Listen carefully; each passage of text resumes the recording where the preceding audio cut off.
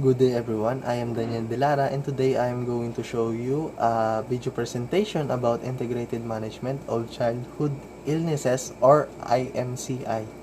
So now let's proceed to the introduction. 1 million children under 5 years old die each year in less developed countries. Just 5 diseases like pneumonia, diarrhea, malaria, measles, and dengue hemorrhagic fever account for nearly half of these deaths, and malnutrition is often the underlying condition. Effective and affordable intervention to address this common condition exists, but they do not reach the population that is most in need, which is the young and impoverished countries. The Integrated Management of Childhood Illnesses strategy has been introduced in an increasing number of countries in the region since 1995. IMCI is the major strategy for child survival, healthy growth and development, and it is based on the combined delivery of essential intervention at community, health facility, and health system levels. IMCI includes the elements of prevention as well as curative and addresses the most common conditions that affect the young children. This strategy was developed by the World Health Organization or WHO and United Children's Fund or UNICEF. So let's proceed. In the Philippines, IMCI was started on the pilot basis in 1996. Thereafter, more health workers and hospital staff were capacitated to implement the strategy at the frontline level. Objective and goals of IMCI. There are two objectives and goals of IMCI. It is they aim to reduce the death and frequency and severity of illness and disability among children. Second, they aim to contribute and to improve the growth and development of a child. So now let's proceed na. The Philippine law related to IMCI, the Republic Act number 11148. It is an act scaling up the national and local health and nutrition programs through strengthened integrated strategy for maternal, neonatal, child health, and nutrition in the first 1,000 of days of life, appropriating funds therefore and for other purposes. Components of IMCI. There are three components of IMCI. First is the improving case management skills of health workers. Second, improving overall health systems. Third, improving family and community health practices. So first, let's talk about the first, which is the improving case management skills of health workers. Under this, we have the case management standards and guidelines of IMCI. It says all 6 age 2 months up to 5 years are examined for general danger signs, and all age 2 months below sick young infants are examined for very severe disease. These signs will indicate immediate referral or admission to the hospital. Ginagawa ito para ma-determine natin kung kailangan ba natin i-refer or ipa-admit na yung isang child once na mayroon tayong ma-find na general danger signs or very severe disease kung sa infants naman. So let's proceed. The children and infants then are assessed for main symptoms. For older children, the main symptoms include the cough or difficulty of breathing, diarrhea, fever, and ear infection. For young children, local bacterial infection, diarrhea, and jaundice. All sick children are routinely assessed for nutritional and immunization and deworming status and other health problems. So, simply sinasabi dito, pag nag-a-assess na tayo ng main symptoms, karamihan ng tinitignan ng sa mga older children is yung kung nag-uubo ba sila, or nahihirapan huminga, nagtatai, may lagnat, or may infection sa tenga. Sa mga bata naman, chine-check kung may local bacterial infection, diarrhea, and jaundice nga. So, both sila chine-check, all sick children, Chine-check yung nutritional and immunizational deworming status nila at yung iba pa nilang health problems, no? Para masolusyonan natin kung meron tayong makikita na kung ano pa. So, pangatlo, only a limited number of clinical sites are used. Since nasa community-based health facility lang tayo, is limited lang yung mga magagawa nating actions when regarding to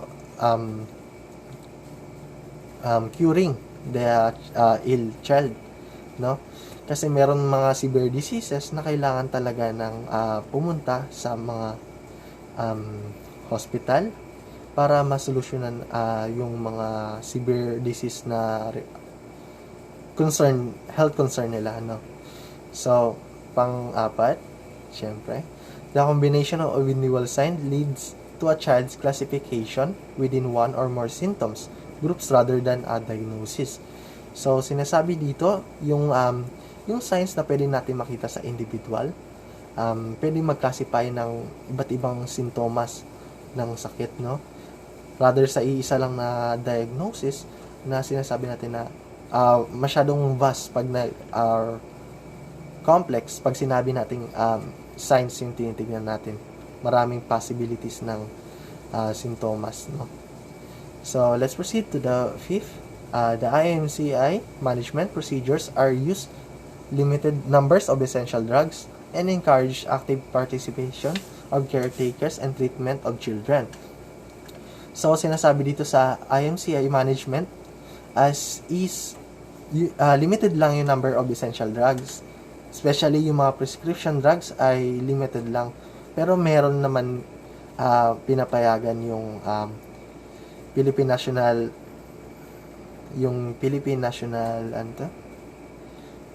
basta mamaya pag-usapan natin yan. Counseling, number 6, counseling of caretakers on home care. Correct feeding, giving fluids, and when to return to the clinic is essential component of IMCI. So, syempre, kakounsel natin yung mga parents, caretakers, or guardians ng children patient natin or pediatrician sa tamang pagpapakain, pagbibigay ng inumin, at yung tamang pagbalik sa clinic kung kailan, no, para ma-monitor natin or ma-observe pa natin yung kapagbigay pa tayo ng further interventions sa ating mga pediatric patients, no. So, essential component daw siya ng IMCI. So, let's proceed here. IMCI case management process. So, unang-una dyan is yung assess the child, examine for general danger signs, and ask question. So, tatanungin natin yung bata or yung parent kung di pa kaya magsalita. Nilalagnat po ba siya, ma'am? Nagtatay po ba? Hindi po. Na-experience po ba siya ng ubo or paghirap ng paghinga? Meron po ba siyang problema sa tenga or wala? Okay. So, kunyari, nagsabi siya na merong fever yung anak niya. Tatanungin natin kung kailan ito nag-start. Sa ano yun, especially para ma-monitor natin. Kasi pag fever, ma-monitor natin. Siyempre, pag fever, is matagal na, pwedeng mag-cause pa ng mas malala. Mawiwikin niya pa yung ating immune system at pwede tayong mas ma-prone pa sa ibang infections, no? So, kunyari, sinabi niya naman may diarrhea yung anak niya, no? Tatanungin natin, ma'am, ano po yung kinain ng bata na itong umaga? Kunyari, kaninang umaga na start, ganyan. Tanong natin yung mga ganun. Yung mga follow-up questions lang para makakuha pa tayo ng mga further information. Yes. Pangatlo, how long the child experiencing it? So, yan. Kaya gano'n nakatagal na-experience yan. Yung fever or yung diarrhea, natanongin natin yan. Now, for any yes answer, ask further question, then look, listen, and feel. Siyempre, kailangan natin maging observative, no? Pag nag-i-interview tayo ng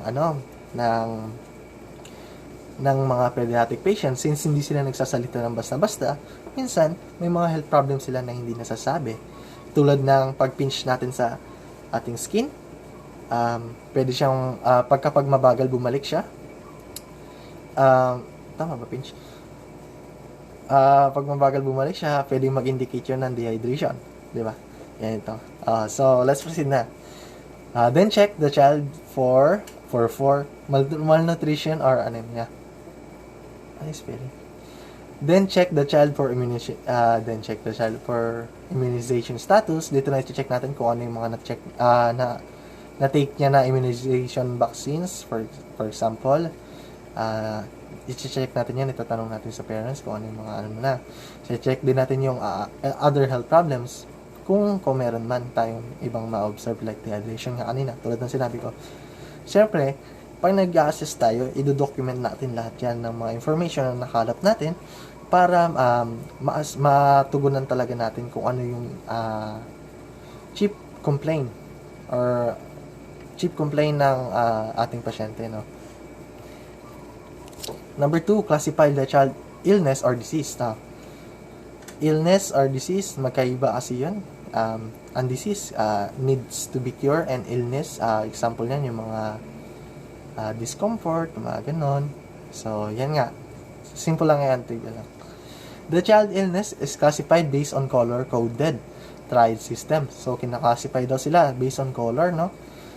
Pink indicates urgent hospital referral or admission. Pag ibig sabihin, kailangan na idalhin sa hospital for referral and admission. So, masasabi natin na severe ang pink. Pag pink yung label mo sa child illness, is severe yung ang kanyang case, no? Pag yellow naman, sinasabi natin immediate, pwede siyang magamot sa both sa clinic and sa bahay din po, no? Sa green naman, home care lang talaga siya.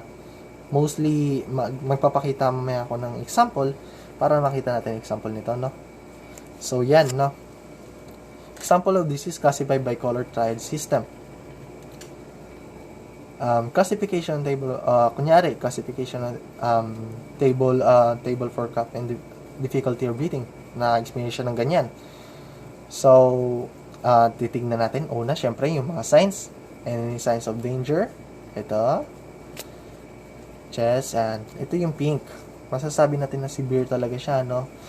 Tapos, treatment naman natin pagdating sa mga ganitong severe cases is dadalhin agad natin siya sa hospital para mas maagapan talaga ng mga specialist lalo na sa mga baga, no? Yan. Ito naman yung mild, yung yellow, fast breathing. Meron siyang signs na fast breathing. Naka-indicate siya, naka-classify siya as pneumonia. Sabi dito is magbibigay tayo ng treatment, appropriate oral antibiotic for 5 days. Soothe the throat and relieve the cough and with a safe remedy. Advise the mother to return immediately, follow up in 2 days.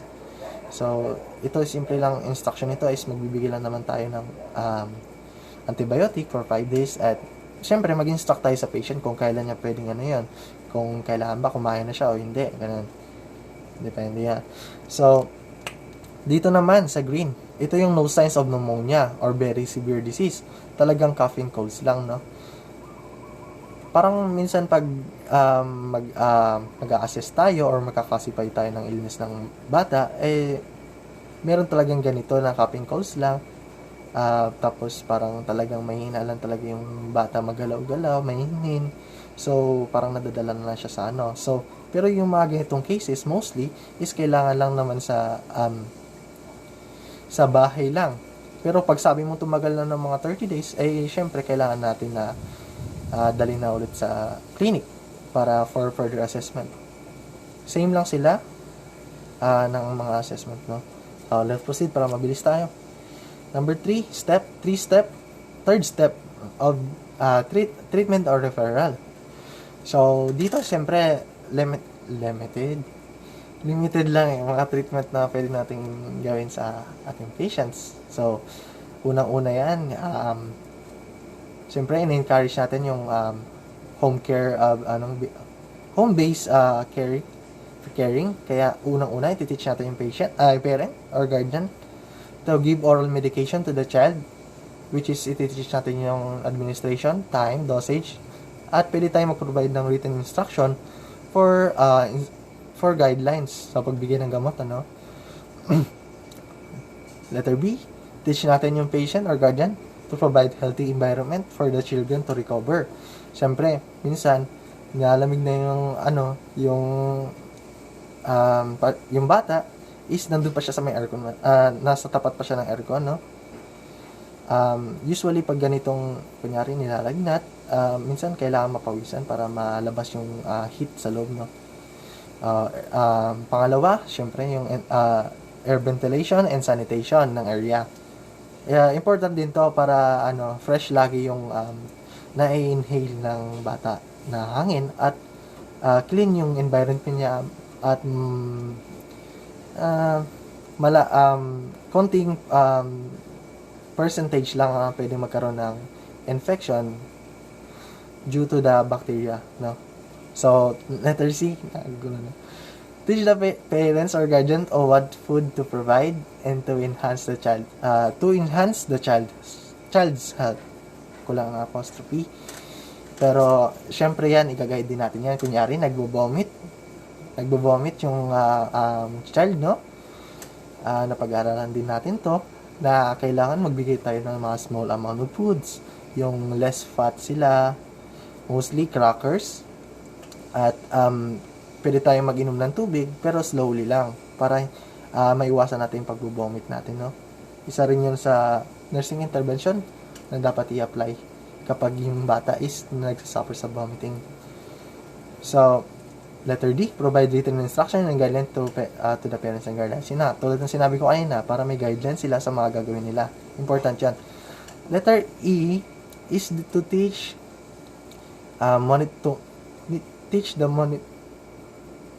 to monitor the vital signs of the child, temperature, respiration rate, pulse rate, BP, if they have the equipment, if they don't, go to the nearest health facility, if they have suspicion regarding to the one's health, no? Maganda rin na tinuturuan natin yung mga family within the community kung paano mag-take ng vital signs, para minsan kahit sila mismo is alam na nila kung normal pa ba yung temperature, respiration rate, pulse rate ng kanilang mga anak, no? Para kung malalaman nila na, uy, parang hindi siya normal ito kasi sinabi sa akin ni nurse, ganito yung normal, no? 100 beats per minute, yung ganyan. Pwede niyang madala agad sa clinic or dun sa hospital kung saan pa man, no? So, letter F, if the child needs to be referred to the hospital, yan. Provide pre-referral action. Siyempre, maglalagay tayo ng mga reports niyan, ng mga records, yung kung ano yung mga medication na na-provide mo na dun sa pasyente, na pedya, kailangan natin i-provide yun sa hospital. Diba? So, yan. Number 4 na tayo, 4th step, no? Counsel the parents or guardians. Use as, praise, advice, check method. No, siyempre, for example, food and eating problems. I-ask natin yung parents, ka-counsel natin. Ay, ma'am, ano po yung ginagawa nyo pag hindi po kumakain yung bata po? Kung tama yung mga ginagawa niya, such as yung pagbibigay niya ng mga small amount of food na hindi naman nakakaumay, is ipipraise natin yun. So, tama yan, ma'am. Pero ma'am, mas maganda, ma'am, is magbigay tayo ng syempre, ng mga vitamins. Baka nakukulangan lang sa vitamins yung kanyang katawan since wala na siyang activity. Enhance din po natin yung provide ng activity or physical activity para mas maging magana po yung katawan niya, no? Kunyari din dito sa fluid intake during illness, gagamitin mo rin itong ganito. Same lang yan sila. Sabihin mo na sa kanila kung kailan babalik. Diba? Important din yun. At i-check mo rin yung health ng parents or guardians. Kasi minsan hindi nila sinasabi, meron na rin pala silang problema. So next, Follow up the parent or guardians to return to the clinic for further assessment and interventions. Kasi once na umuwi, minsan yung mga parents is nakakalimutan na nila bumalik. Kailangan natin i-follow up, syempre, para malaman natin kung anong naging result ng mga interventions or yung mga binigay nating medications for record na ipapasa natin sa City Health Office na. Training of public healthcare provider. Kasama ito sa improvement of healthcare all healthcare professional who care for the sick, including doctors, need to develop their core knowledge. Dito sa IMCI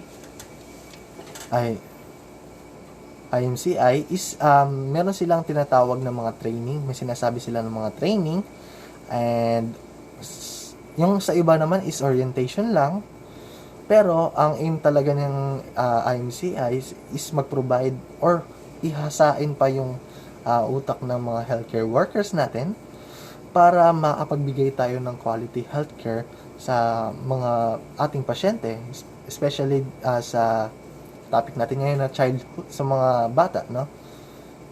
Babasahin ko ulit na in skills. In the outpatient management of children, nurses and midwives are health professionals plays a key role in the management of prevention of childhood illnesses. Ito yung kunyari example ng mga basic courses for RHM, PHN, and MOH.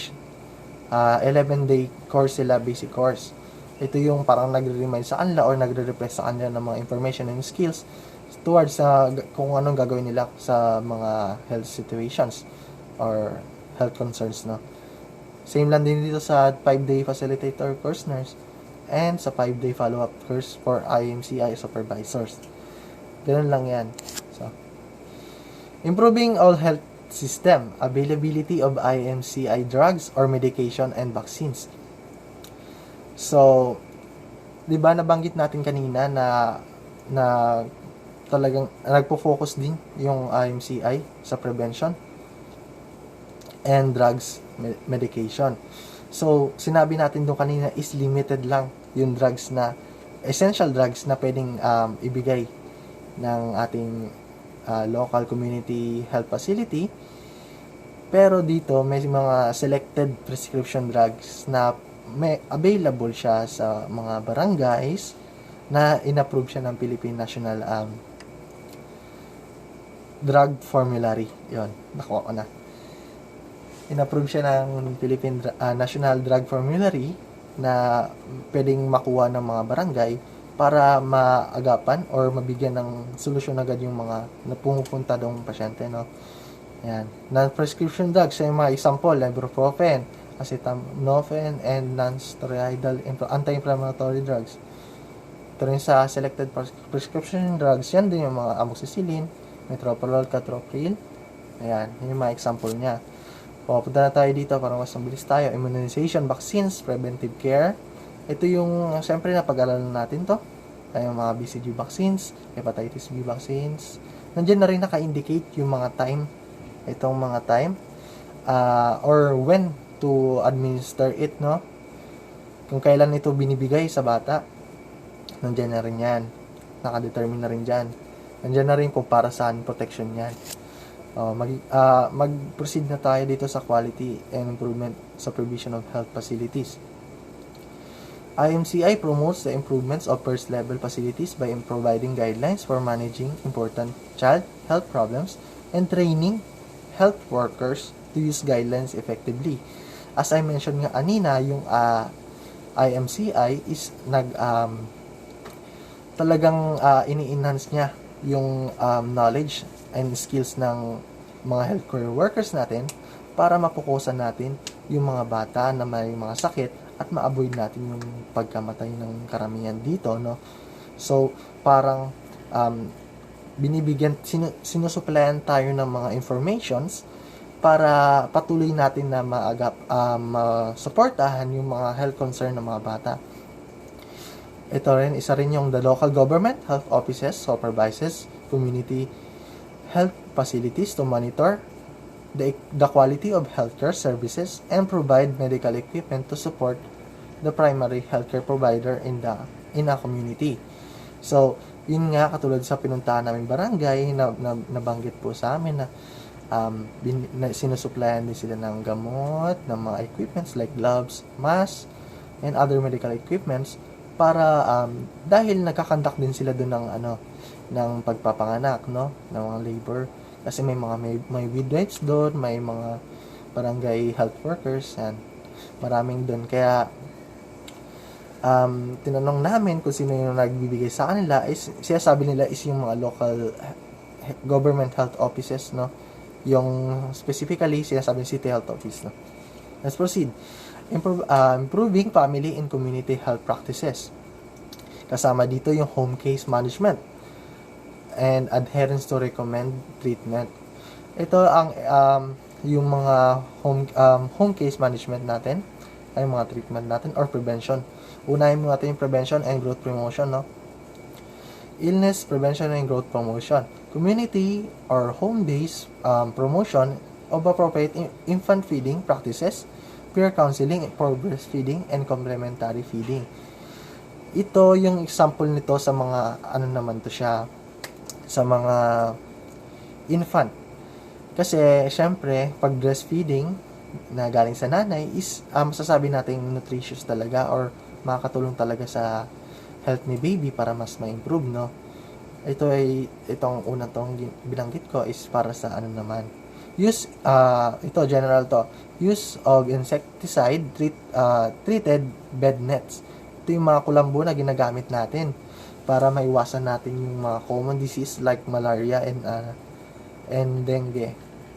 Para silang galing sa lamok, pero magkaibang klase ng lamok ang pinanggalingan nila. May mga pangalan sila. So, pangatlo, appropriate infection control practices, no? Ito yung pagpo-perform ng mga standard precautions para ma-break natin yung chain of infection.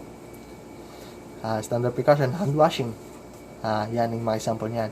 Pag sa illnesses naman, response to illnesses na, kailangan natin ng early recognition. Important yan siya. Pag sa home case management, kailangan natin ma-recognize yung kung may illness na yung mga bata or meron na siyang health concern, at kailangan na rin natin minsan mag-seek ng care sa pinakamalapit nating healthcare facility, no, kung hindi natin kayang or hindi natin alam kung paano gamitin yung meron namang binibigay na simple remedy and treatment na tinuturo sa ating mga family para malaman din nila yung mga basics na treatment dito sa bawat illnesses na ramdaman ng anak nila, no. So last na to, community involvement in health services planning and monitoring. The IMC strategy focus on the task of improving the key family practices that are likely to have the greatest impact on the child mortality. Ini-improve na yung mga practices. Siyempre, yung mga behaviors kailangan natin i-shape yan in order para maging maayos din yung lifestyle natin, no. Once na yung family is encouraging din sa kanilang mga children, is malaking impacto sa kanilang mga anak na pwedeng magka-impact sa kanilang anak na pwedeng magkaroon talaga ng healthy living, no, ganyan, healthy lifestyle. So the working group responsible for planning IMC should include the key individuals who work with families to ensure the health messages that are appropriate for local condition, and to provide links to community resources that can support IMCI. So ito nga yung pag sinabi nating planning and monitoring, involves yan ng both patient and healthcare worker. Nagko-collaborate yan sila in order for the healthy plan for each member of the family, no? Important yun siya. Kaya yung mga parents na mahilig magpunta sa mga clinics is mostly ay mas may alam sila regarding sa mga pag-assess ng mga health concerns sa kanilang mga anak, no? Next, nursing responsibility. Ito pa pala. The nurse address health concern of the child and provide appropriate nursing intervention to support the child wellness. So, isa yan sa mga preventive responsibility ng mga nurse. Address natin na ganyan yung health concern, no? Pangalawa, nurse is responsible to enhance their skill and knowledge regarding the management of childhood illnesses by the help of IMCI strategy in order to provide a quality healthcare. Ito nga yung sinasabi ko kanina, hindi lang naman yung nurse, pati midwives, doctors, or kung ano-ano pa, is nag-aaral pa rin sila till this day to improve their knowledge and skills para makapag-provide sila ng appropriate quality healthcare sa kanilang mga patients, no? Even this day, example na lang yung sa COVID, no? Bago lang siya nag-exist in 2019, 2018, ewan. COVID-19, 2019 siya nag-exist. Talagang inorient yung bawat doctors and nurses kung paano talaga to kumakalat, kung ano yung transmission ng reservoir na to. Yan, ganun. Pangatlo, lastly, the nurse as an educator to educate the family in the community to provide moral support to their child, how to respond to illnesses, and promote home-based practices in prevention of illnesses and to improve the physical, mental, and emotional well-being of their children. So, yan, syempre, kailangan natin i-educate or i-guide yung mga parents ng mga child natin, no? Para